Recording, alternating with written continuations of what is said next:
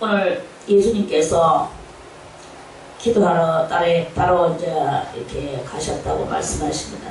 따로 가서 기도하실 때에 제자들이 주님과 함께 왔어요. 따로 가시는데 항상 이 제자들은 또 따라오죠. 그러면서 또 주님 앞에 또 주르르 모여 앉습니다. 항상 이렇게 모여 앉는 그런 그 당시에 그들의 관행이라고 봐도 될 만큼 주님이 어디를 가시든지 이 제자들은 따라다녔어요.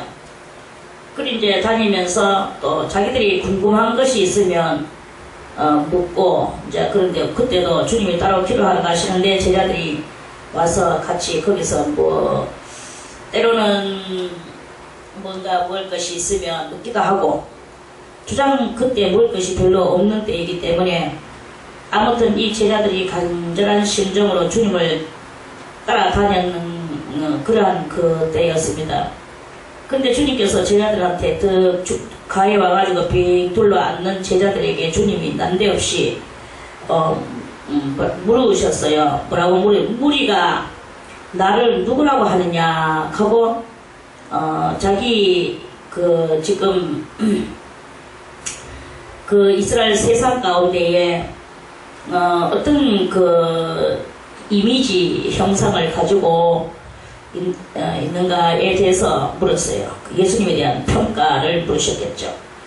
그러니까 제자들이 이제 자기들이 또 여러 가지 사람들이 여론을 많이 이렇게 또 들었던 그것이 있으니까 자기들이 대답을 합니다. 그 대답하되 누구는 세례 요한의 영이 환생해가지고 나왔다고 하는 것 같이 그렇게 세례 요한과 그 맥이 같은 그 이미지를 사람들이 말을 합디다.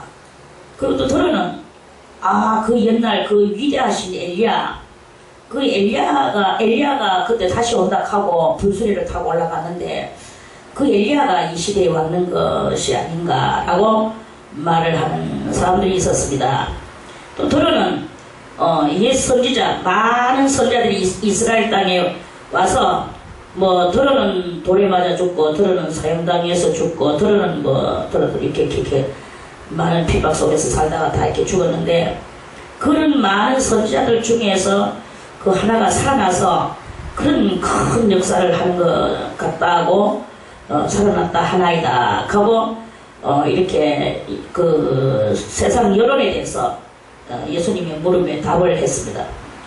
그러니까 예수님께서 이르시되 너희는 나를 누구라고 하느냐? 너희가 볼 때는 나는 어떻다고 생각하느냐? 하니까 그때 제일 활발하고 그렇게 이제 성격이 급하다고 평가를 받는 오늘날까지 평가받는 베드로가 대답하여 가로되 하나님의 그리스도시니이다. 그래서 하나님 그리스도라는 말은 무슨 말이냐면 기름 부음 받은 자다 그런 뜻이거든요.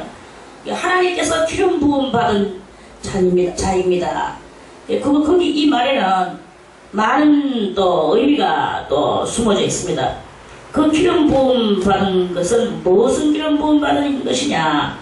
바로 이 세상을 구원할 구세주적 기름 부음 받은 그것을 그 속에 내포시키기도 된 그런 그 말씀이죠.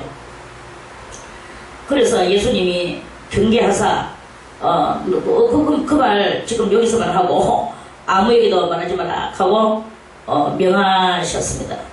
그리고 나서 그렇게 이거는 주님 그 당시에 이 제자들하고 오늘 이 마태복음 9장 누가복음 9장 18절에서의 여기에서의 그 주님의 그 시간대에서는 주님이 제자들에게 너는 내가 사랑해서 이렇게 나의 많은 비밀을 너희들에게 알려줬지만 그러나 다른 사람들은 이 비밀을 알면은 안 된다. 이게 바로 그 그리스도의 사역적 비밀이기도 하지만 제자들에게는 신앙적 비밀이기도 한 거예요.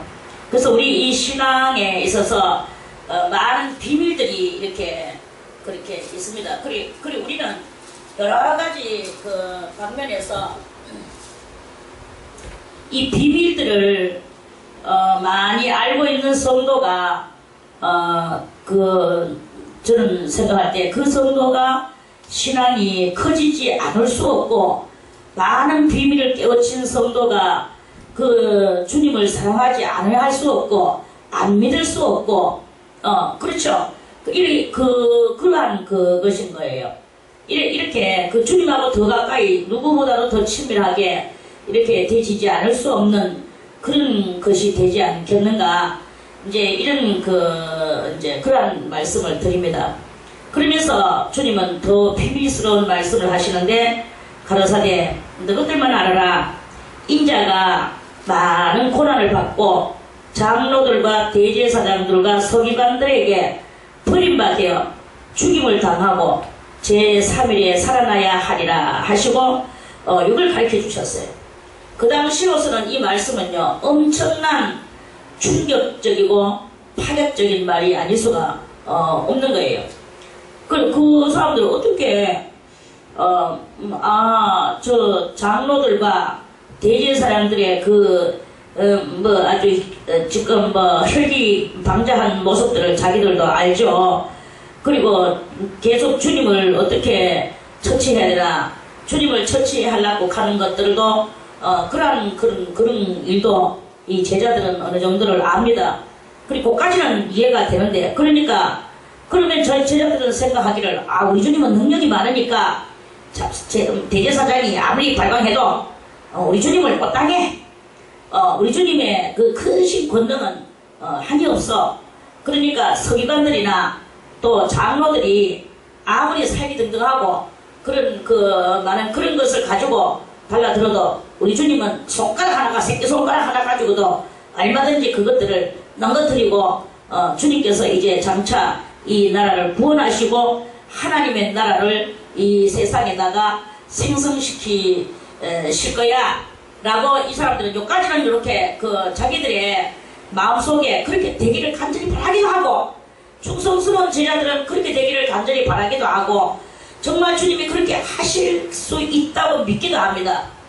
그런데 이 제자들이 가장 지금 이제 제자들한테 받아들이기 어려운 것이 있는데, 그 받아들이기 어려운 것은 주님께서는 제3일에 살아나야 하리라.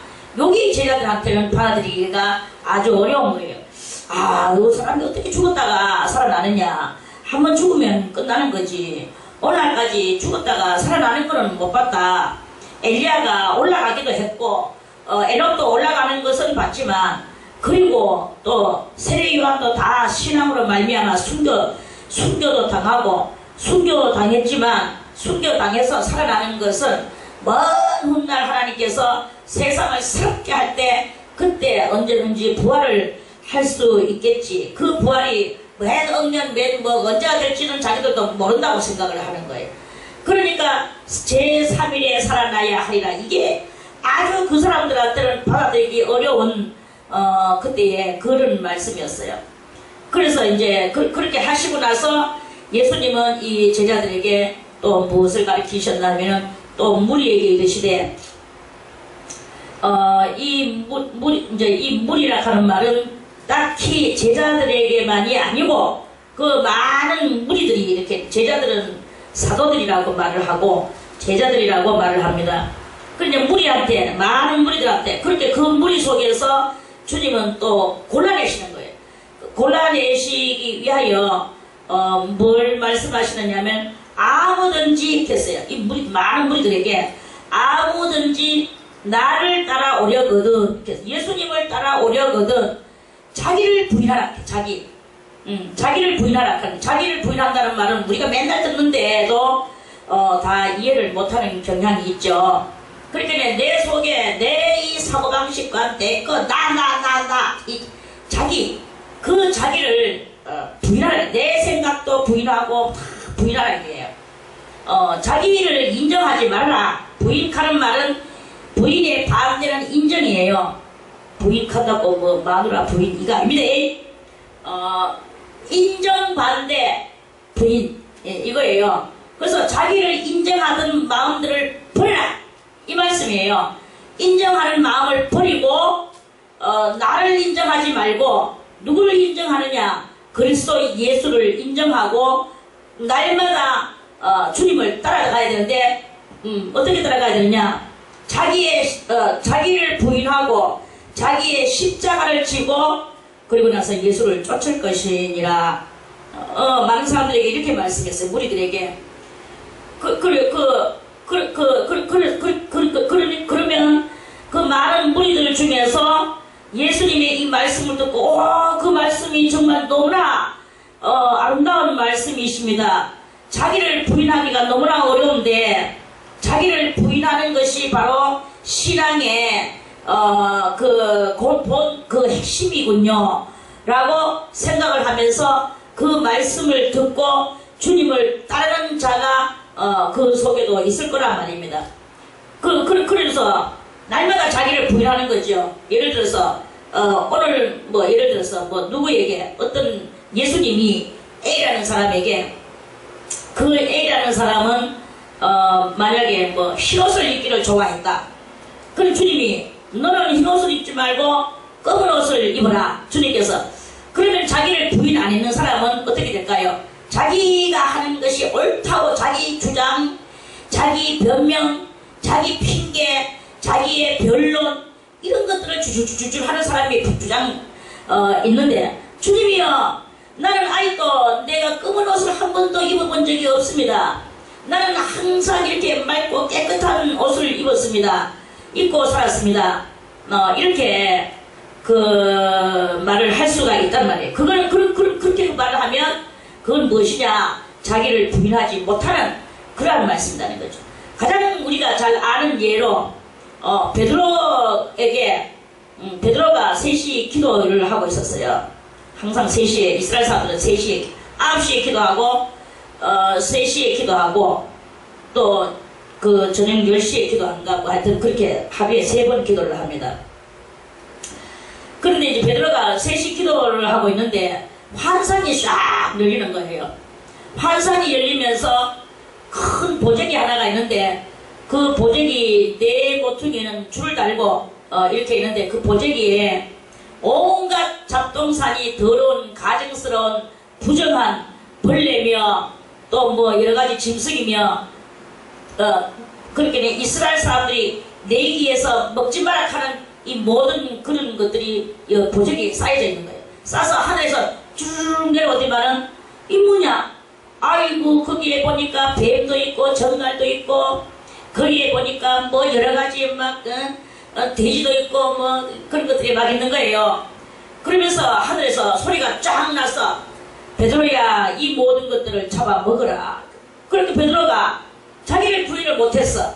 부인을 못하고 주여 저는 언제까지든지 이런 부정한 것을 한 번도 먹어본 적이 없습니다. 절대로 저는 이것을 먹을 수가 없습니다. 이렇게 말을 했는데 그거는 자기를 부인하지 못하는 거예요. 자기가 하고 있는 것이 옳다는 거죠. 그래가지고 이제 극하고 있는데 다시 또 환상이 또 보이는데 또 똑같은 장면이 또 내려오는 거예요. 그러면서 베드로야 잡아먹어라. 주여 저는 이것을 먹을 수 없나이다. 저는 이것을 한 번도 이런 것을 태어나가지고 먹어본 적이 없나이다. 하면서 또 그랬어요. 그래가지고 또 베드로가 또 3번째 또 환상이 열리면서 또 그거 똑같은 장면이 내려오는 거야. 그래서 그러면서 베드로야 잡아먹어라.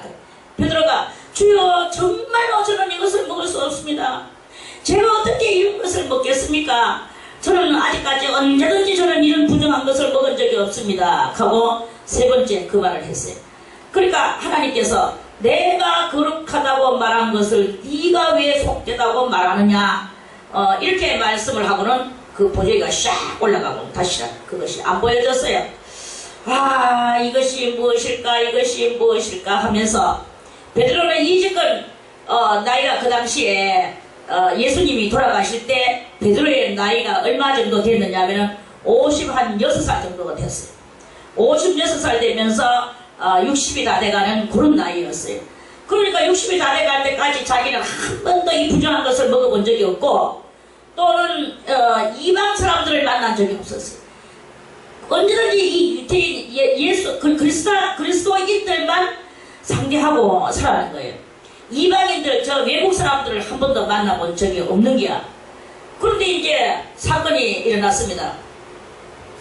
사건이 일어났는데 뭐 어떤 이런 사건이 아니라 어떤 사연이 일어났는데 저 이방 사람 고넬료라는 사람이 아주 그 백부장인데, 백부장은 군인의 100명의 부하를 데리고 있는 그 군인이 백부장인 거예요. 이 백부장도 아침마다 주님 앞에 기도하고 밤마다 주님 앞에 기도하고 가난한 사람들을 구제하고, 이 백부장도 이스라엘 로마 사람이면서도 불구하고 이스라엘 나라가 병정 노릇을 하면서 이스라엘의 여호와 하나님을 받아들이고 그 이스라엘의 하나님의 뜻을 깨달아 알아서 고아 가부를 극히나 위해주고, 그리고 교회에 해당도 지어주고, 이 백부장은 기도를 계속하면서 구제와 자선에 아주 그런 그것을 하면서 거룩하고 경건하게 사는 사람이었어요. 그런데 백부장 그 고넬료한테는 하나님께서 쭉 나타나셔가지고 뭐라 하냐,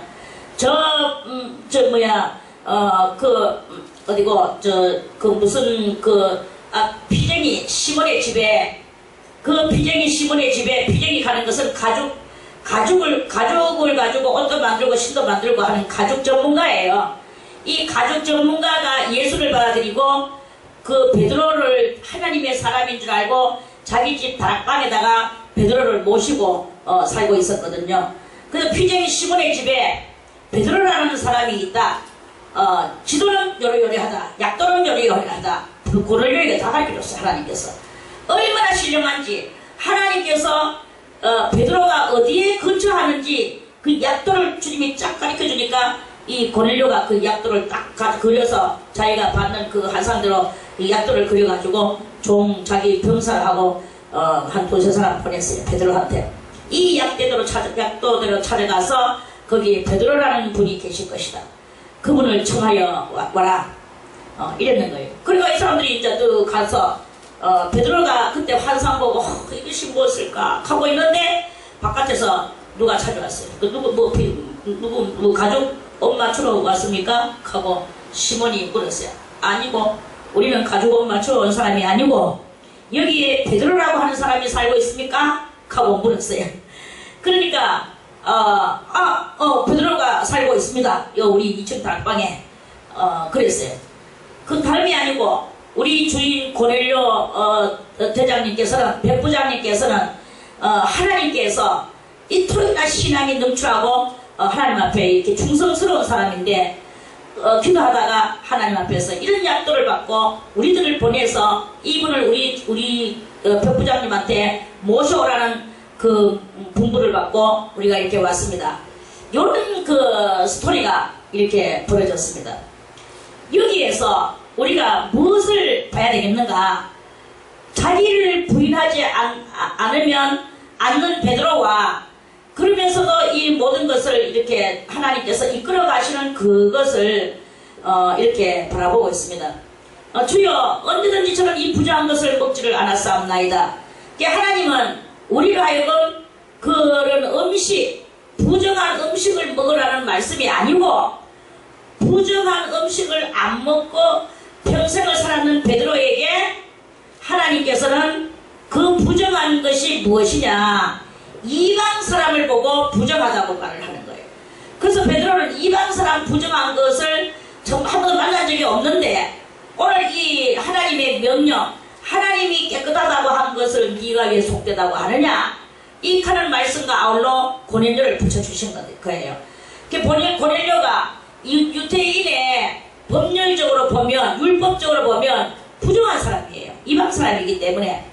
그런데 하나님께서 이제 그 고넬료의 기도를 받으시고 그 영혼을 새롭게 하셔서 이방 가운데에도 성령을 부어주시고자 하시는 하나님의 그 역사를 바라보는 그것이죠. 아무튼 그건 그렇고, 우리가 자기를 부인한다는 말은 무엇입니까?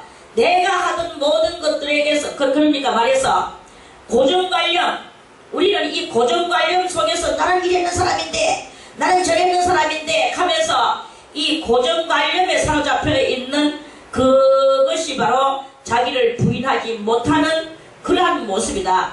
그런데 이 고정관념을 깨뜨려버리는 상태, 그 상태가 바로 고정관념 깨뜨리는 것이 자기를 부인하는 그런 것이 되어지게 되는 것이다. 그런 말씀입니다. 할렐루야. 아멘. 그리고 우리는요, 이 고정관념 속에 파묻혀 있는 그런 경향이 우리는 많이 이렇게 있다. 그런 말씀이죠.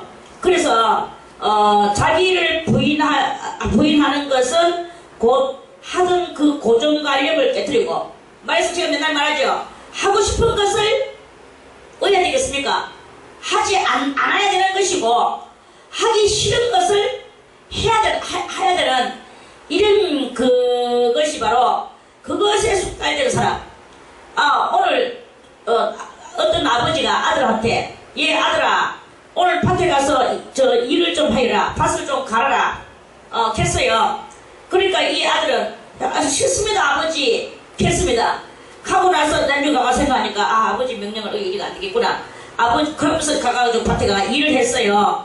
그래서 그 아들은 일하기 싫었어. 그렇지만 그 싫은 것을 실소이다라고 했지만 싫은 것을 부인하고 그것을 부인하고 밭에 가서 일을 했어요. 이게 바로 싫은 것을 하는 상태입니다. 큰 아들은 얘 아버지 하겠소이다 라고 말을 했어요. 그러고는 안 갔어. 그거는 뭐냐, 말은 자기를 부인한다고 하지만 결국 부인하지 못하고 못하는 그런 상태가 되는 그런 그 사람들을 보고 그렇게 성경에서는 그런 말씀을 하시는 것입니다. 그래서 예수님은 어떤 사람들에게 무엇을 말하느냐, 자기를 부인하고 그리고 나서 고정관념을 깨뜨리고, 고정관념 깨뜨리고 난 뒤에 뭘 해야 되느냐, 날마다, 이건 어제만 하는 게 아니라 오늘만 하는 게 아니라 내일도 해야 되고 모레도 해야 되고 그물도 해야 되고 10년 후에도 해야 되고 20년 내 평생토록 뭘 해야 되느냐, 자기의 십자가가 있는데 그 십자가를 버리고 나를 쫓는, 주 예수 그리스도를 쫓는 게 아니라 그 십자가를 짊어지고 주님을 쫓는 거예요. 어떤 여자는 이런 여자도 봤습니다. 제가 주님은 열심히 잘 믿고 주님은 너무 좋아해. 주님을 좋아하는데 남편이 맨날 술 먹고 집구석을 난동 부리고 남편이 너무 싫은 거예요. 그래서 하나님이요, 나는 저 남편과 이혼을 하고 나는 신학교에 가서 여자 목사가 돼가지고 주님의 일을 하겠습니다. 이러면서 그 남편하고 이혼하고 신학교를 갔어요. 신학교를 가가지고 이제 공부를 하다가 거기서 또 같은 신학생 남자를 만났어. 만나가지고는 그 사람하고 또 결혼을 했어요. 자기 아는 그 술주정뱅이 남편이 그 둘 남매를 낳아 있었는데 그 둘을 남편이 술주정뱅이 남편이 그 아를 키우고 있고, 그러면서 자기는 새로운 남자 신학교에서 술 안 먹고 깔끔한 남자를 만나서 새살림을 차렸어. 자, 그렇다면 이 문제를 우리들은 어떻게 봐야 되겠습니까? 그러한 것을 주님께서는 기쁘게, 그래 너는 기름 부어서 내가 너를 여자 목사로 만들어주겠다, 이제부터 많은 사람들을 구하여라, 주님이 이렇게 말씀하시리라고 생각을 하십니까? 하십니까? 아니요. 그거는 자기 십자가를 버린, 이 술주정뱅이 남편은 자기 십자가였어요. 십자가였고 그 어린 자식들도 결국은 자기 십자가였어. 그런데 그 모든 것들 다 귀찮다고 다 버려. 그리고 자기는 예수님을 깔끔하게 예수님을 믿고 막 이제 기분 좋게 하고 싶고, 그리고 나서 그 남자는 또 어떤 남자냐, 그 남자도 옛날에 이 신학교 들어오기 전에 그 집 마누라하고 이혼을 했어요. 이혼을 하고 그 마누라를 만나면 그 마누라한테 막 하고 이래가지고 마누라가 이제 마누라하고 하여튼 그러니까 이혼을 했어. 아도 그 여자가 봐. 그리고 이 남자도 버리는 남자야. 둘 다 버린 남자와 여자가 만나가지고 자기네끼리 이런 주의를 합니다. 그러니까 한 영혼을 찾아보다 귀하게 예수 믿으세요, 예수 믿으세요 이 하면서 돌아다니고 있는 거예요. 손 붙잡고. 하나님이 그걸 어떻게 보시겠습니까?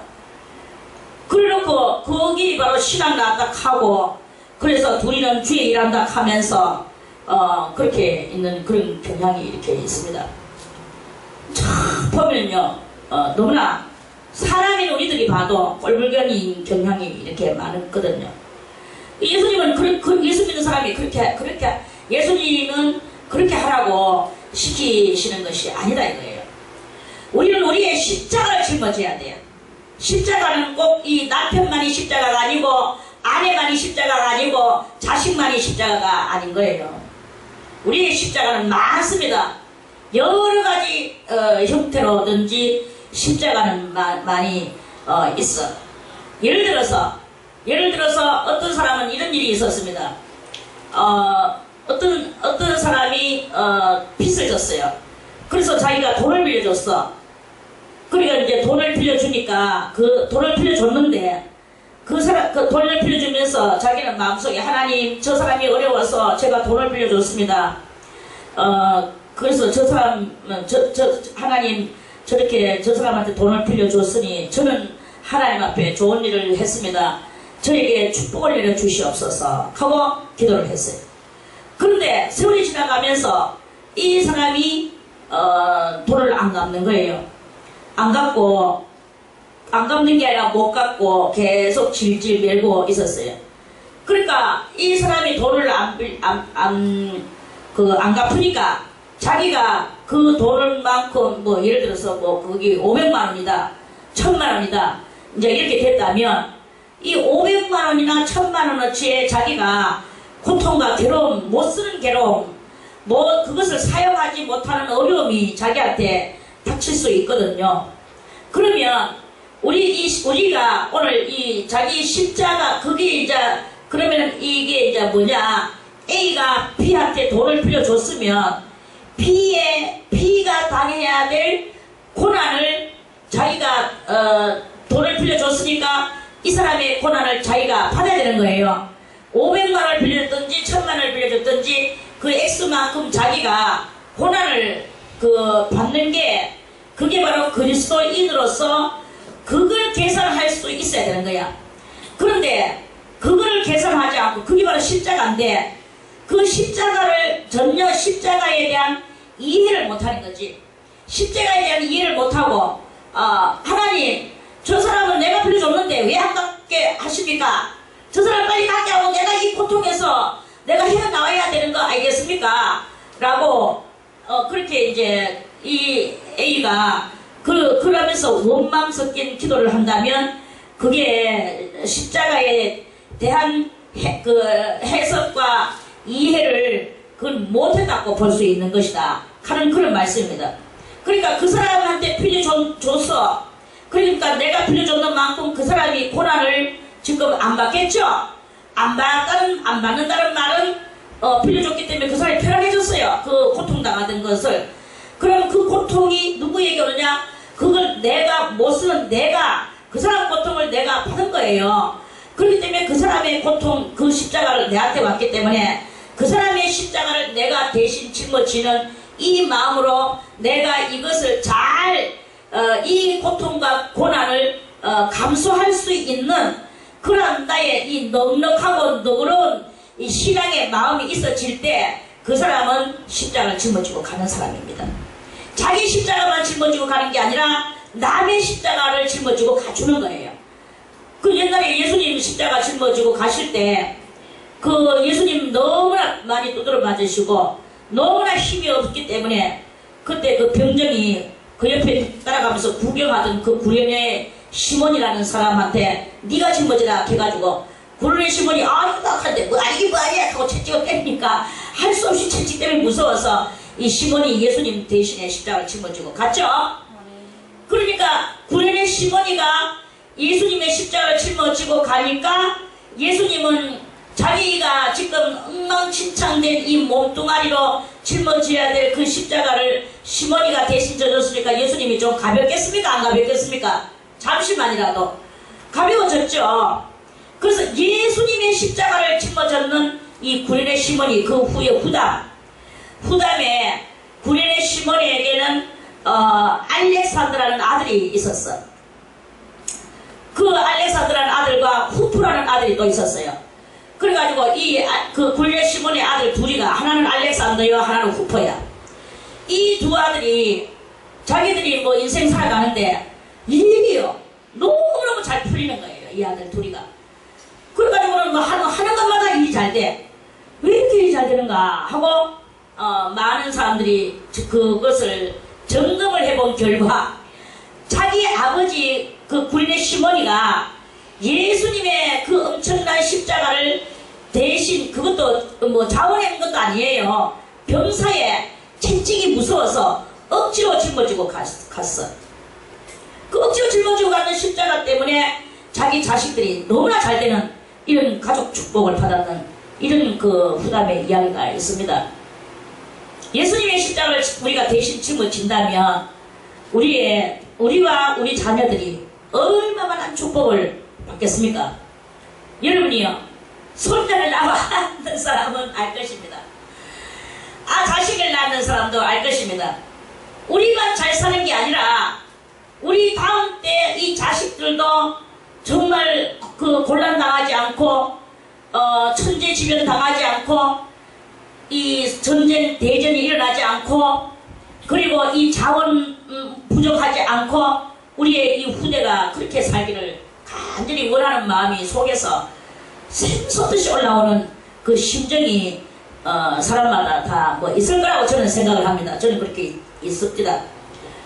그렇다면 말로만 너희들 잘 살아라 너희들 잘 살아라 입으로만 더럽게 하라 더럽게 하라 배부르게 하라 배부르게 이렇게가 되겠습니까? 후대를 잘 살게 하기 위하여는 우리는 무엇을 해야 되겠는가? 이 후대를 잘 살기 위하여서 자원적 아끼는 마음을 육적인 이런 그것도 해야 되는 캠페인을 해야 되는 것을 물론이거니와 우리는 그리스도께서 무엇을 원하시는가? 그리스도의 십자가, 그리스도의 눈물, 그리스도의 가슴의 고통 이런 것들을 우리들이 깨달아서 그 그리스도의 것을 내가 대신하고자 하는 이런 그것이 있어질 때 그럴 때 하나님께서 그리스도와 아울러서 우리의 자녀들을 후대에도 얼마든지 넉넉히 풍성하게 지켜줄 수 있는 그런 일이 일어난다 하는 것을 저는 장담하며 여러분들에게 말씀을 드립니다. 정말 여러분들의 자식이 잘 되기를 바랍니까? 손자들이 잘 되기를 바랍니까? 그 후손들이 잘 되기를 바랍니까? 증손자, 고손자, 형손자가 잘 되기를 바랍니까? 그냥 내 살 때만 내가 잘 살면 되지. 이렇습니까? 그렇게 정말 바란다면 우리는 그리스도의 심정을 알아서 그리스도의 고충에 우리도 같이 동참하는 이것이 있어야 되는 거예요. 옛날에 그 시몬은 억지로 십자가를 억지로 져도 자식이 형통을 했다고 말합니다. 우리는 억지로 지는 것이 아니라 내가 스스로 그 고충에 동참하는 십자가의 고난에 동참하는 우리는 이런 것을 할 때 우리의 후대는 크게 세상 천지는 엉망진창이 될지라도 우리의 후대는 영웅 호걸들이 많이 나올 수 있는 그런 그리고 현자들이 많이 출생하고 배고픔을 모르며 살아갈 수 있도록 되어지는 세계를 볼 것입니다. 그거를 이루는 게 우리가 지금 해야 되는 그것인 거야. 뭐 대한생명 살다가 내가 그걸 이기적인 그런 그것을 하지 말고 그래서 이게 바로 자기를 부인하고 날마다 자기 십자가를 지고 자기 십자가는 물론이거니와 그리스도의 십자가에까지도 우리가 동참하면서 나아가는 그런 우리들이 되시기를 바라겠습니다. 주님께서 날마다 제 십자가를 지고 나를 쫓을 것이니라. 그 주님은 우리는 하나님 가르쳐주면 이런 길을 하지 말아야 돼. 자기 십자가를 지고 예수님을 쫓으라고 주님은 말씀을 하셨지만 나의 십자가는 물론이거니와 주님의 십자가의 고충을 같이 하려고 하는 우리의 이 심령에 간절한 그 충성이 있어야 될 것이라고 생각을 합니다. 그렇다면 여러분들뿐만 아니라 여러분들의 후대까지 많은 좋은 그런 그 평안의 그런 날이 올 것이라고 그렇게 이 성경을 통해서 우리는 깨달을 수가 있습니다. 그러면서 주님께서는 여기서 주님은 철저히 영리의 모습을 우리들에게 보여주시죠. 주님께서 말씀하시고 누구든지 제 목숨을 구원코자 하면 이럴 것이다. 이 영리예요. 영리. 영리 반대는 무엇이죠? 순리. 순리 반대는 영리. 그러니까 보통 자, 이 물에 컵을 가지고 여기다 주르륵 쏟으면 물이 위로 올라갈까요? 밑으로 내려갈까요? 밑으로 쏟아지겠죠? 그 쏟아지는 그것을 보고 자연적 순리라고 말을 합니다. 그런데 우리의 신앙은 뭐냐? 우리 심령을 쏟으면 밑으로 내려가는 순리적인 그게 아니라 우리의 심령을 쏟을 때 이 심령은 하늘을 타고 올라가는 그러한 역사가 일어나게 되는 그걸 보고 뭐라고 말하느냐? 영리의 심령이다. 이렇게 말씀을 할 수가 있거든요. 자, 그러면 주님 누구든지 제 목숨을 구원하고자 하면 이럴 것이요. 이 말은 영리예요. 나는 내 목숨을 구원하려고 하는데 오늘 나는 살라고 바둥바둥 하는데 그러면 주님은 잃는다는 거예요. 죽는다는 거예요. 이걸 말씀하시는 이게 바로 영리잖아요. 그런데 누구든지 예수 그리스도를 위하여서 제 목숨을 잃으려 하느니라. 주님 때문에 나는 죽겠습니다. 주님 때문에 나는 오늘 순교하겠습니다. 갈 때 그 사람은 구원받고 살아나는 역사가 일어난다고 주님은 이렇게 누가복음 9장 24절에서 이렇게 말씀을 하시잖아요. 영리예요. 이걸 이 말씀을 우리가 이 말씀을 여러분들이 받아들인다면 그렇다면 이제는 내 목숨을 철저히 미워야 됩니다. 내 이 알량한 나의 자기적 목숨, 이 자기적 목숨을 우리는 초월하고 이것에 대해서 애착심을 버리고 오직 누구를 위하여? 예수 그리스도를 위하여서 내 생명 하나 뭐 죽을 수도 있고 살 수도 있고 뭐 그런 거죠. 그럴 때 주님께서는 그러한 사람을 너끈히 다 살게 해주시는 놀라운 역사가 일어나게 된다 하는 그런 그 말씀입니다. 그러면서 주님은 계속 이 영리적 진리를 말씀하시는데 사람이 만일 온 천하를 얻고도 자기를 잃든지 빼앗기든지 하면 무엇이 유익하리요? 온 천하를 다 얻었어. 천하하면 천은 하늘 천자예요. 하늘 아래에 이 세상에 모든 것을 다 얻었어. 뭐 마치 다 얻는 것 같이 느껴지는 그런 영웅들이 있는데 몇 명 있는데 누구냐 하면 바로 진시황이라든지 알렉산더 대왕이라든지 또는 뭐 네로 황제라든지 많은 그런 그 역대에 아주 호령을 하면서 살았던 사람들이 있습니다. 그렇게 다 얻었지만 그 사람들이 결국 끝내는 자기들도 이기지 못하고 했는 것이 무엇이냐? 그게 바로 생명을 보존하지를 못하고 다 죽어버렸다. 그렇다고 그 사람들이 다 구원을 얻었느냐? 누가 보든지 그 사람은 구원자가 아닙니다. 누가 진시황을 구원받았다고? 진시황은요 자기가 믿는 신이 따로 있어요. 제가 그 책을 봤는데 진시황 그래서 그때 그 칸이라는 책을 봤는데 거기에는 그 칸이 믿는 신이 있었어요. 그 나라의 몽골 사람들이 믿는 그 진시황이 몽골이잖아. 그래서 그 몽골들이 믿는 그 신인데 신 이름을 제가 까먹었는데 그 신을 얼마나 믿는지 모릅니다. 그 사람들이. 그래가지고 극하고 있었는데 그게 무슨 구원이겠습니까? 또 알렉산더도 마찬가지죠. 또 뭐 네로도 마찬가지. 네로가 그게 얼마나 악랄한 아주 뭐 역사에 길이 남는 악의 사람이 바로 그 사람 아닙니까? 그렇게 살았지만 뭐 생명 구원이 됩니까? 다 그 사람들은 이제 지옥 안에 모기가 다 앉아있을 사람들이죠. 그러니까 천하를 얻었다 하지만 자기 얻고도 천하를 얻고도 자기를 잃든지 자기라는 말은 저는 이렇게 해석을 하고 싶습니다. 이 자기는 우리 나라는 뜻인데 내가 그러면 이 육신이 육신적 나냐 영적 나냐 혼적 나냐 이렇게 볼 때 가장 자기는 바로 영적인 나다 이렇게 우리가 볼 수 있겠죠. 아멘. 그럼 영적인 자기예요. 영적인 자기라면 이 영은 죽느냐? 안 죽거든요. 불멸이거든요. 천국을 가든지 지옥을 가든지 어디든지 가는 거예요. 안 그러면 이 땅 위에 살든지 그렇게 이제 하는 건데, 그러면은 불멸이 온 천하를 얻고도 자기를 잃었어. 잃었다는 말은 바로 지옥 갔다는 그런 뜻인 거예요. 그 지옥 갔다는 뜻인데, 그러면은 그것이 무엇이 유익하겠는가? 이런 말씀 알겠습니까? 아멘. 사람이 만약 온 천하를 얻고도 자기를 잃으면 잃든지 빼앗기든지 하면 무엇이 유익하리요? 예수님 말씀 바로 그러한 말씀이에요.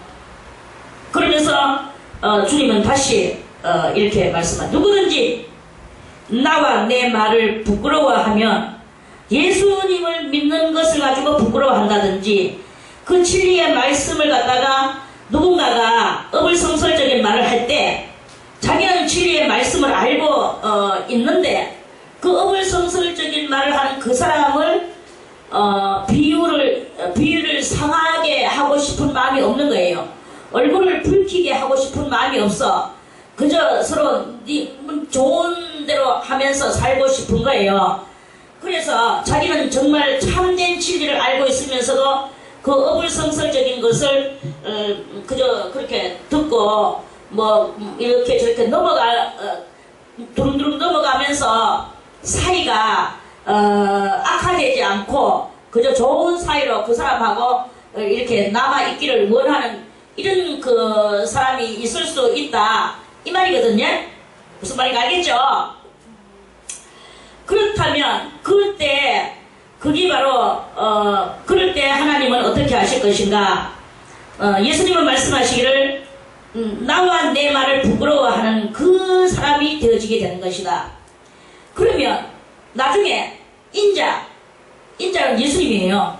예수님도 자기와 아버지와 거룩한 천사들의 영광으로 큰 영광으로 이 세상에 올 때 그 사람이 주여 하고 맞아 나온단 말입니다. 언제는 주님이 부끄러워서 그 사람하고 낯을 불키기 싫어서 맨날 그런 삶을 살았어. 주님은 제껴놓고 사람하고만 더불어서 좋은 관계를 이루면서 살았단 말입니다. 그래놓고 주님이 이제 오시니까 주여 하고 이렇게 나는 주님을 믿었습니다 하고 온다고 이렇게 할 때 주님은 그때 냉철하게 말씀하십니다. 그렇게 영광으로 올 때에 그 사람을 부끄러워하리라. 주님도 아유 부끄러워, 난 너 같은 거 네 언제는 그 사람이 내에 대해서 악담을 할 때 네 그 사람하고 같이 어불렁더불렁 했잖아. 그리고 주님 나를 나타내려고 할 때 네가 못 나타내고 부끄러워하면서 안 믿는 척 했잖아. 주님이 이걸 모르시는 것이 아니다 이거예요. 그리고 주님도 부끄러워하니라. 부끄러워하면서 틱 밀쳐내버리는 거예요. 이런 일이 일어나게 됩니다. 많은 주일 하는 사람들도 그래요. 주님 오실 때 주여 내가 주님의 이름으로 귀신을 쫓아내고 주님의 이름으로 선지자 노릇을 하며 많은 병자를 치료해주며 주의 이름으로 내가 이렇게 했지 아니하였나이까 하면서 주님 앞에 자기가 일했던 모든 업적들을 가지고 그렇게 주님 앞에 다가오는 그런 일도 있다고 말씀하십니다. 그럴 때 주님께서는 말씀하시기를 나는 너를 도무지 모른다. 불법을 행하는 자들아 내게서 떠나가라 라고 하신다고 그렇게 말씀을 하셨거든요. 그러니까 능력 행하는 것이 남 병 고쳐주고 남한테 어떻게 해주고 저떻게 해주고 그래 나는 이런 사람이야 이렇게 하면서 나타내는 이게 그게 바로 주님 앞에서는 엄청난 실수를 하고 있는 것이라는 것입니다. 엄청난 실수를 하는 거죠. 주님의 이름으로. 그리고 우리는 불법을 행하는 자들아 내게서 떠나가라 하리라. 그러니까 그 사람이 어두운 가운데 쫓겨내어져서 슬피 울며 일을 간다고 그랬습니다. 성경에서. 그러니까 어두운 가운데 떨어져가 슬피 울며 일을 가는 이런 일들을 우리는 나도 모르게 또는 때로는 내가 이 심령이 연약해서 사람들하고 이 어떤 얼굴을 붉히는 것이 싫어서 그저 헤헤거리고 친하게 지내고 싶어서 주님을 무시한 이런 경향이 경향의 사람들이 이렇게 있는 거예요. 그리고 주님의 이 말씀을 지키자. 불법을 행한다는 것은 불자가 아니 불자예요. 법은 법자고 법을 아니 지킨 자들아 내게서 떠나가라 이렇게 말씀하시거든요. 주님께서. 그러면 그 불법이 뭐였겠습니까? 불법은 바로 내가 거룩하니 너희도 거룩하라. 내가 완전하니 너희도 완전하라. 내가 너희를 사랑한 것 같이 너희도 서로 사랑하라. 이러한 것은 물론이거니와 내가 고아와 가부를 위하여 신원하노니 할 때 우리는 뭐 고아와 가부를 위해서 신원해 줍니까? 약자를 위해서 우리가 뭘 해줍니까? 그저 뭐 자기 유익을 위해서 막 하고 이렇게 하는 그것이 바로 다 불법이라는 거예요. 그리고 이런 불법을 행하는 자들아 내게서 떠나가라 주님께서는 말씀하십니다. 내가 참으로 너희에게 이르노니 여기 섰는 사람 중에 죽기 전에 하나님의 나라를 볼 자들도 있느니라. 자, 그러면 이 말씀을 왜 하셨는가? 주님은 오실 때가 멀었으니까 맨날 멀었다고 말을 하는 거예요. 멀었으니까 지금 나는 좀 이렇게 열심으로 주님을 따르지 않아도 아직 넉넉한 이런 뭔가 제 가운데 좀 더 머물러 있고자 하는 이 여유로운 그런 그 심령들이 이렇게 있는데 그런 사람들이 주님 올 때가 멀었다고 생각할 때 그때 주님은 오신다는 거예요. 오신다. 그러니까 우리가 생각지 않은 날 알지 못하는 시간에 주님이 오신다는 거죠. 그것을 말씀하시는 거예요. 그래서 뭐 길다 멀다 할 때 이렇게 주님이 오시는 거예요. 우리가 묵상기도 하려고 이제 이렇게 해보면은 보통 통성기도 하는 거 하고 묵상기도 하는 때 하고 차이 많이 나는 것을 경험해 본 사람 손. 통성기도 할 때는요. 통성기도 할 때는 그냥 뭐라고 하여튼 입으로 가을 지르면서 하는데 시간 가는 줄 모르고 그렇게 외칩니다. 그러는데 그렇게 할 때는 뭐 이렇게 많이 가는 것 같아. 근데 묵상기도 하다가 이게 딱 가버리고 이 정신으로 집중시키고 있는 거야. 정신 집중하고 있는 이거를 한참 하다 보면은 아이고 이 정도 갔으니까 뭐 한 30분은 안 지나갔겠나. 아무리 못 잡아도 40분은 지나갔을 거야. 하고 눈을 딱 떠가지고 시계를 딱 쳐다보는 순간에 5분도 제대로 안 지나가. 이런 영향이 나올 때가 있거든요. 내가 이제 오늘 묵상기도 내가 오늘 한 3시간 정도 묵상기도 하리라 하고 집중하는데 이 집중이 잘 안 되는 사람들의 이야기예요. 집중 잘 되는 사람은 잠깐만 눈 감았다 떠도 벌써 뭐 2시간 3시간 가는 일도 아니야. 그런데 집중이 안 되는 사람은 막 밝아는 것 같은데 5분 지나가고 이거 내가 눈 뜨면 분명히 나는 30분 지나가는 것 같은데 5분 지나갔을 때가 많이 있더라. 그럼 내가 지금 느낌이 30분이니까 이 느낌을 한 10분도 한번 더 지나봐 보자. 그러면 혹시나 1시간이 됐을지도 모른다. 이러면서 이제 자기 딴에 지겹도록 눈을 감고 앉아가지고 집중을 한다고 막 했는데 그러고 나서 내주 눈을 떠보니까 10분 지나갔어. 이렇게 되는 경향이 많거든요. 이게 참 이런 거와 마찬가지로 주님이 언제 오실 것인가. 주님은 아직 오실 때가 멀었다고 생각하는 사람한테는 주님이 빨리 나타나시는 거예요. 그런데 주님이 정말 곧 오실 때가 다 됐다고 생각하고 뭐 이것도 해야 되고 저것도 해야 되고 내가 이것도 회개해야 되고 이 신령도 맑게 해야 되고 저것도 투명하게 해야 되고 막 그렇게 하면서 계속 주님 때문에 내 심령을 실고 닦고 하다 보니까 시간이 다가면 주님이 벌써 이미 오셨는 거예요.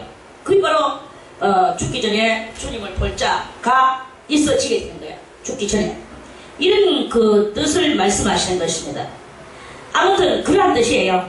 그래서 신앙은 철저히 영리다라는 것을 오늘 크게 마음에 담으시고 우리가 주님을 부끄러워하는 마음을 다 버리고 우리는 용감하게 주님을 자랑하고 주님을 나타내는 그런 과감하고도 대담한 진취력 있는 그런 신앙의 성도들이 다 되시기를 바라겠습니다.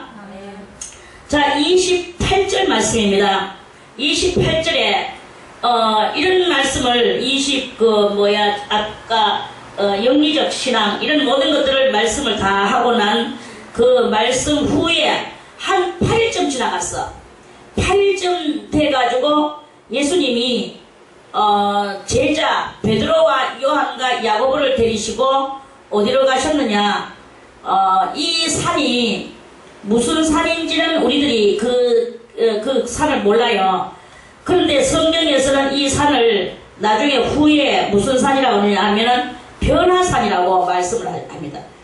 아무튼 변화산 산에 베드로와 야고보, 요한과 야고보, 자 제자들이 12명 가장 수제자 사도들이 있었지만 사도들 중에서도 가장 더욱더 사랑을 받았는 세 사람 베드로와 요한과 야고보를 데리시고 어디로 가셨느냐? 기도하러 산에 올라갔는데 이 산에서 큰 대역사가 일어났어요. 무슨 일이 일어나느냐? 기도를 한참 하시는데 기도하실 때에 예수님의 용모가 변화가 되더라고요. 용모가 예수님의 모습이 크게 변화가 되는 거예요. 변화가 되는데 어떤 모양으로 변화가 되느냐 하면 이 성경에서는 말씀하시기로 옷이 예수님이 입고 계시는 옷이 먼저 하얗게 휘어져 가지고 광채가 나더라. 성경에서는 그랬죠? 그러면 옷이 광채가 날 정도로 옷이 이렇게 광채가 난다면 몸 용모는 어떻게 용모는 바로 몸이거든요. 얼굴이거든요. 얼굴 이 용자가 얼굴 용자예요. 한문으로 얼굴 용자 모양은 형체 모자예요. 그래서 이 얼굴 형체가 변화되고 어떻게 이렇게 눈같이 되고 막 머리도 하얗고 빛이 광채가 엄청난 광채가 나는 거예요. 그러면서 이 모양이 옷이 얼굴 체질이 변화되니까 옷도 따라서 아울러서 옷도 휘어져 가지고 광채가 나는 거예요. 그래 광채가 막 나는 거예요. 그러면서 어떤 두 사람이 저기에서 와가지고 영계에서 이제 여기는 산은 육계일까요? 영계일까요? 산은 육계거든요. 예수님과 세 제자는 지금 육계에 있는 거예요. 그런데 영계가 활짝 열리면서 영의 세계가 열리면서 두 사람이 나타났어. 그 영계 속에 두 사람이 나타나는데 그게 누구냐 하니까 엘리야와 모세인 거예요. 모세와 엘리야인 거예요. 모세와 엘리야가 영계가 열려지면서 예수님하고 말하는 거예요. 대화. 문득 두 사람이 예수와 함께 말하니 이렇게 말했겠지만 이 사실 대화예요.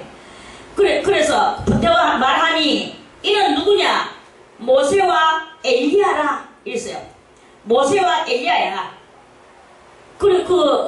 모세와 엘리야인데 이 영계가 열려지면서 대단한 영광이 드러나는 거예요. 하늘 영광 드러나면서 그 영광에 휩싸여 있는 그 모세와 엘리야가 거기 있었어. 그러면서 예수님도 그 영광 속으로 같이 그러니까 영계 차원, 육계 차원이 하나로 겹쳐지는 이 놀라운 역사가 일어나는 것을 세 제자가 바라봤어요. 이거는 지금 제가 이렇게 말한다고 여러분들이 그런 정신 상태로는 이해하기가 힘들어. 그런데 여러분들이 영계가 열렸다 하면은 영의 세계가 열렸는 그것을 여러분들이 느끼지 못하면 상상이라도 해야 됩니다. 마치 뭐가 같으냐면은 구름 속에 엘리야와 모세와 예수님이 거기에서 휩싸이느니라. 구름 우리가 볼 때 구름이라고 말하지만 구름이 그게 바로 영광이에요. 이 영광이 열리면서 영의 세계가 이제 그 육계 속에 확장되어져 나타나는 이러한 그것이겠죠. 만약에 뭐 우리가 이 미디어 실력이 아주 대단히 좋으면 그러면은 컴퓨터로 뭐 그런 것을 이렇게 표현을 할 수가 있을 수 있다고 생각을 합니다. 그거를 여러분들이 그렇게 하면서 마치 판타지아를 생각하면서 그거를 이렇게 상상을 해보세요. 엄청난 환경이 여기에 새롭게 지금 전개되어지는 놀라운 일이 일어나게 됐습니다. 그래서 그 영광 중에 나타나가지고 여기서 이 세 사람이 대화를 하는데 무슨 대화를 하느냐? 예수님이 얼마 안 있으면 예루살렘에서 별세하실 것을, 별세가 뭐예요? 십자가에 달려 죽으실 것을, 이 큰 사건에 대해서 이 세 사람이 거기서 이야기를 하고 있었어요.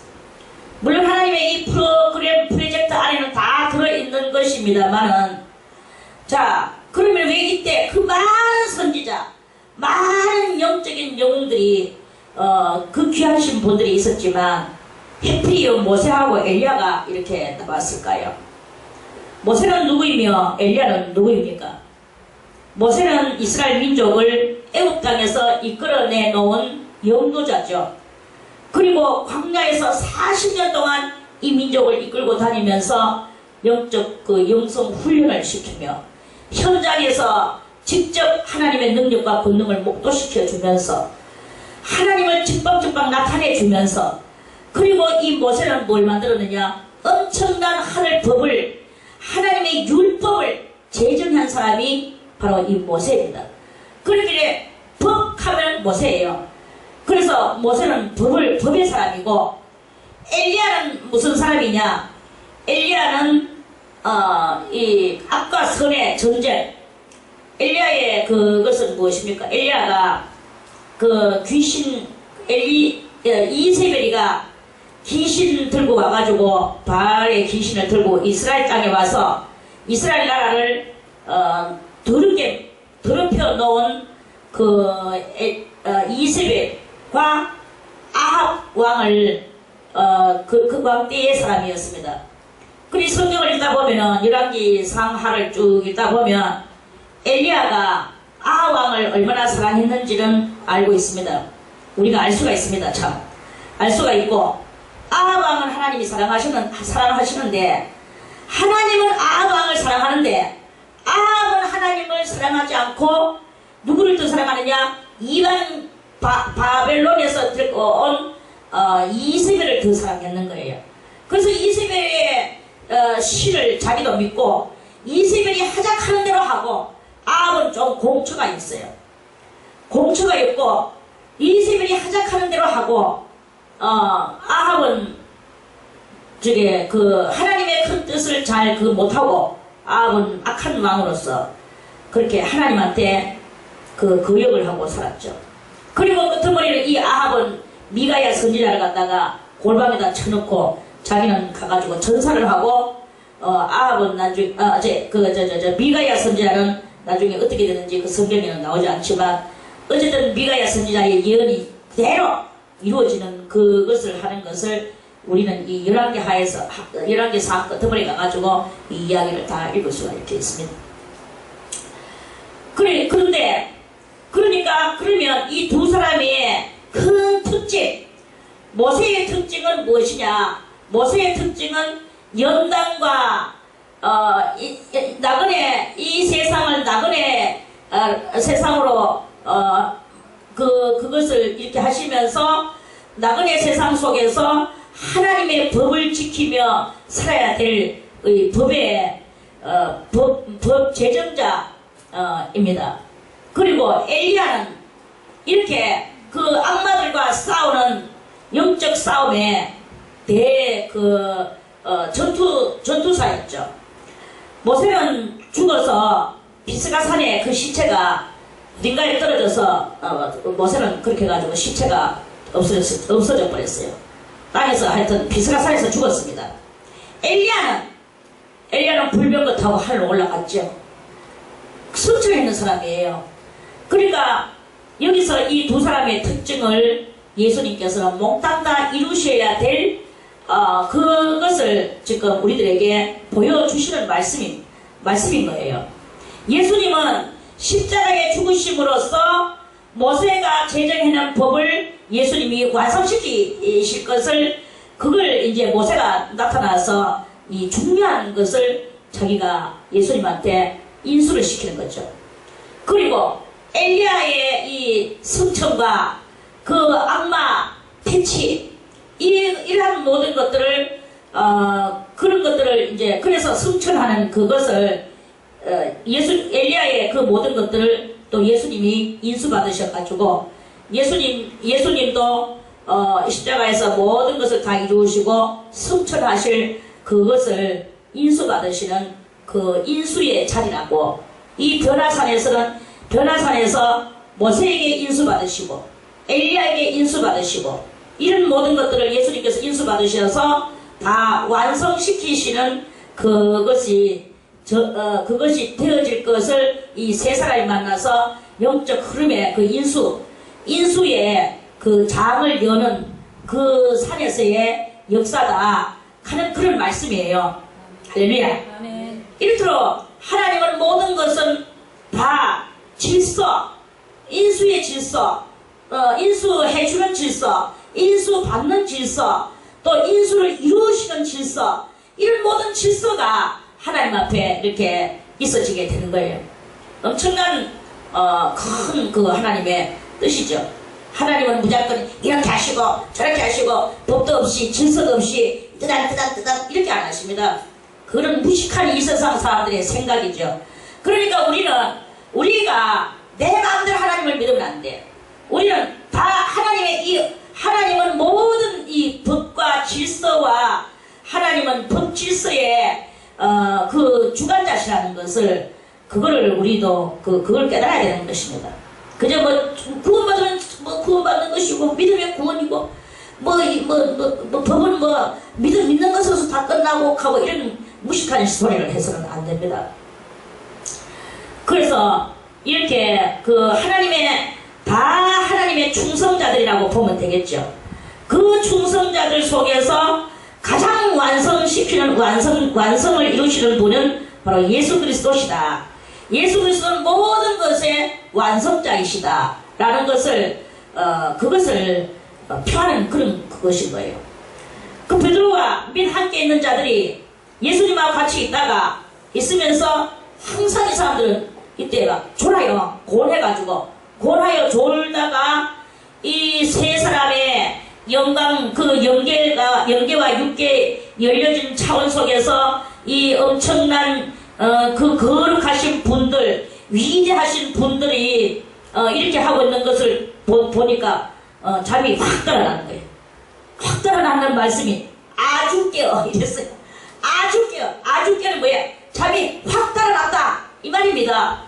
아주 깨어서 뭘 보느냐? 예수의 영광과 및 함께 선 모세와 엘리야 두 사람을 다 받는 거예요. 이 세 사람이 얼마나 놀랬겠습니까? 얼마나 황홀했겠습니까? 얼마나 기뻤겠습니까? 그리고 또 얼마나 두려웠겠습니까? 얼마나 참 그 위험 앞에 꼼짝할 수 없는 엄청난 이 장면 앞에서 이 사람들이 이제 이렇게 보고 있는데, 그때 그 두 사람은 이제 할 일을 다 인수시켜 드리고 두 사람들은 떠났어요. 그 두 사람이 떠날 때에 베드로가 너무나 이런 일이 있느냐, 어떻게 이 모세는요 몇백 년 전의 사람입니다. 이 사람들은 예수님하고 이 베드로하고 그 시대적 차이를 볼 때, 그리고 엘리야는 모세는 더 몇백 년 전 사람이고 엘리야는 나중에 왕시대 때의 사람이니까 또 몇백 년 전의 사람이에요. 다 몇천 년 전의 사람이라고 봐도 되죠. 그러니까 이거는 시대를 망라하여 시대를 떠나서 시대를 뛰어넘어서 이 세 사람을, 시대를 뛰어넘은 사람들의 만남의 장이 바로 이 변화산차이란 말이야. 그래서 그러한 그것을 볼 때 베드로가 얼마나 놀랬겠습니까? 시대가 다 망각이 됐었어. 망각되었어. 그리고 시대를 뛰어넘어서 뛰어넘은 사람들이 모임이 오늘 여기서 이루어지고 인수가 이루어지고 이렇게 되는 거예요. 할렐루야. 엄청난 이야기입니다. 그 베드로는 어쩔 줄 몰랐어요. 이걸로 어떻게 됐는가? 베드로는 이 환상이, 그리고 이 영계가 열렸는 지금 이 환경이 사라지는 것이 너무나 이 베드로는 아까웠는 거예요. 여기서 영원히 살고 싶다. 주님이여, 우리들이 여기서 초막 셋을 짓겠습니다. 하나는 주님을 위하여, 하나는 모세를 위하여, 하나는 엘리야를 위하여 우리들이 짓겠습니다. 이 환상이 떠나가지 않기를 바라겠습니다. 이 연계가 열려진 이것이 닫혀지지 않기를 바라겠습니다. 그것이 사라지지 않기를 바라겠습니다. 이 심정인 거예요. 우리들도 안 그랬겠습니까? 주님이야 하면서 주님이야 이 상황, 이 현상, 이 현재 이것이 사라지지 않기를 바라겠습니다. 그렇게 이 베드로의 너무나 엄청난 이것을 바라보면서 비명적인 말씀을 주님 앞에 했습니다. 그렇게 말하는데 베드로는 그렇게 말을 하는 자기의 말하는 것을 자기도 알지 못하고 막 외쳤는 거예요.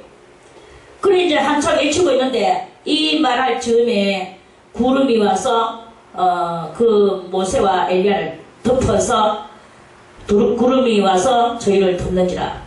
그래서 그 사람들이 구름 속으로 들어갈 때에 그때 막 그 엄청난 구름, 이 구름이 그냥 우리가 저 하늘에 보는 뭐 손바닥만 하거나 아니면은 뭐 사람 모양만 하거나 이런 구름이 아닙니다. 이 구름은요 온 세상을 다 뒤엎을 것만 같은 큰 영광의 구름이에요. 우리가 새벽에든지 이렇게 바깥에 나가보면 하늘에 막 구름이 이빨 차가지고는 내 머리 위에 이만큼 해가지고 찰같이 깔아지는 이런 모양을 본 적이 혹시 있습니까? 그렇게 됐을 때 그 구름을 쳐다볼 때 저도 그런 것을 많이 느꼈거든요. 옛날에 새벽기도 갔다 오면서 그 구름이 이 땅바닥을 다 뒤덮고 하늘이 땅 위에 내려앉을 것만 같은 느낌을 받을 때가 있었습니다. 그런데 얼마나 무섭고 두려운지 아세요? 그거 먹어서 땅 위에 다 덮으면은 그대로 모든 것은 납작콩 돼가지고 다 자취도 없어질 건데 그럼에도 불구하고 그 알량한 집 속에 들어가니까 마음이 놓이는 거. 이것도 뭐야? 그 집이라고 그 문 열고 안에 들어가가지고 구름이 눈이 안 보이니까 천정은 좀 열정돼. 아이고 뭐야. 그때 와서야 마음이 피나네.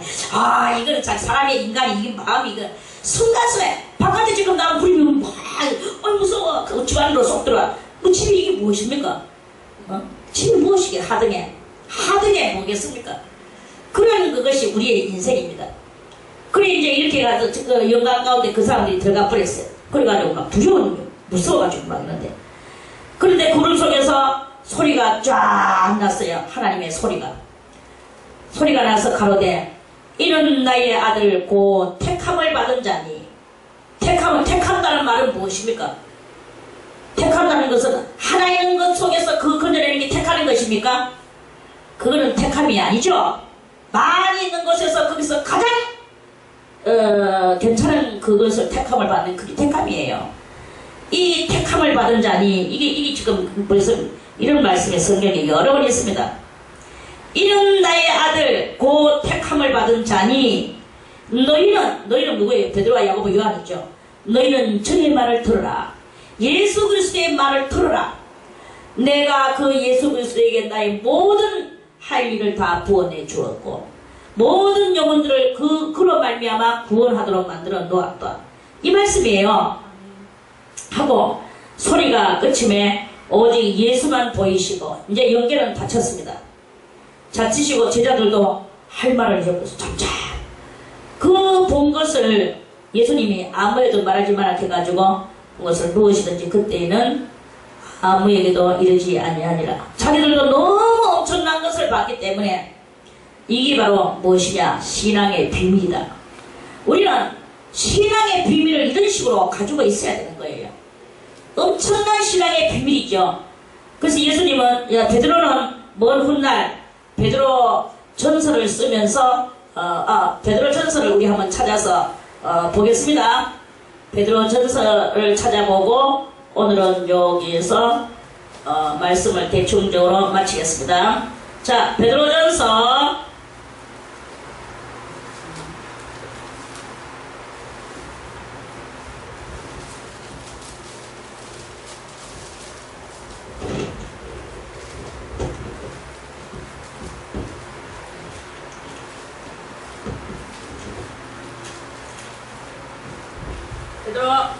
9절을 한번 보겠습니다.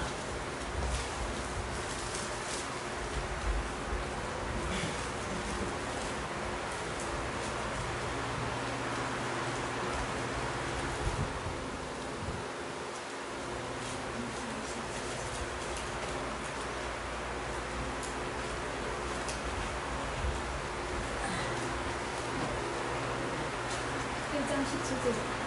베드로후서. 자,